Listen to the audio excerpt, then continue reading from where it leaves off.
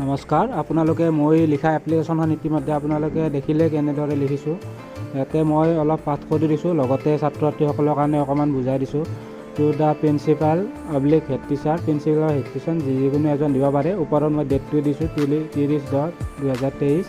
Subject application for leave, respected sir madam, sir বা madam যিটো হয় সেইটো দি দিব। I would like to inform you that I will not able to attend in class tomorrow. এটা হৈছে I would like to inform, মই আপোনাক জনাব বিচাৰোঁ যে I will not able to attend in class tomorrow, মই tomorrow বা অহাকালি মই উপস্থিত থাকিব নোৱাৰিম। on 1/1/1 মই যিকোনো এটা তাৰিখ এনেই দি দিছোঁ, বা যদি এইটো নিদিয়ে টুমৰো বুলি নিদিয়ে তেতিয়াহ'লে যিটো তাৰিখত অনুপস্থিত থাকিব সেই তাৰিখটো ইয়াতে দি দিব। ডিউ টু মাই ইলনেছ, মোৰ অসুস্থতাৰ কাৰণে।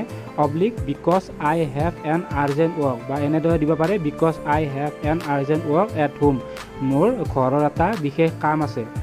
তাৰপিছত দিছোঁ dear for I request you to kindly grant me leave for one day. সেইকাৰণে মই আপোনাক ৰিকুৱেষ্ট কৰিছোঁ, অনুৰোধ কৰিছোঁ যে দয়া কৰি মোৰ এপ্লিকেশ্যনখন গ্ৰেণ্ট কৰক বা মোৰ ছুটীটো মঞ্জুৰ কৰক। ফৰ ওৱান ডে, এদিনৰ কাৰণে, বা দা ডে বা দিছ ডে, যদি বেছি দিন হয় তেতিয়াহ'লে দিছ ডে।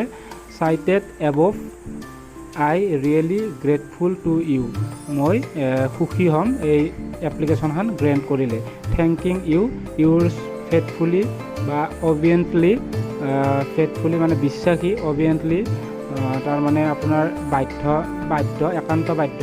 মই মোৰ চেনেলৰ নামটো দিছোঁ তলত, এইটো তলত আপোনাৰ নামটো ইয়াতে দিব লাগিব। মই দিছোঁ Rubul digital Assam YouTube channel. মোৰ এনেকুৱা ধৰণৰ ভিডিঅ'সমূহ পাই থাকিবলৈ মোৰ চেনেলটো ছাবস্ক্ৰাইব কৰিবলৈ নাপাহৰিব। লগতে কাষতে থকা বেল আইকনটো বজাই দিব যাতে মোৰ ন'টিফিকেশ্যনসমূহ পাই থাকে। ধন্যবাদ।